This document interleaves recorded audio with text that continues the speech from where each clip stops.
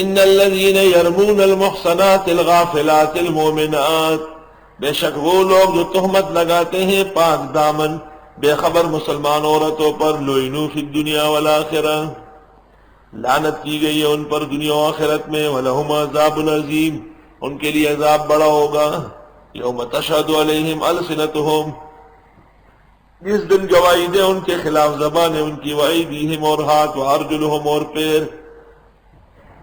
بما کانوا یعملون بسبب ان کے اعمال کے۔ قیامت کے دن ایک موقع ایسا آ جائے گا کہ اعضائے جسم بول پڑے گے۔ سورۃ یاسین میں ہے الیوم نختم علی افواہہم وتکلمنا ایدیہم، آج ہم ان کی مہر منہ پہ لگاتے ہیں اور ان کے ہاتھ پیر اور اعضائے جسم گواہی دیں گے۔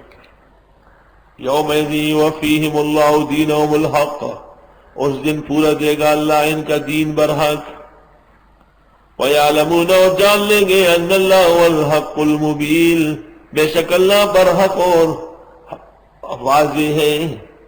الخبیثات للخبیثین، ناپاک عورتیں ناپاک مردوں کے لیے ہیں، والخبیثون للخبیثات، اور ناپاک مرد ناپاک عورتوں کے لیے ہیں، یا زانی مراد ہے۔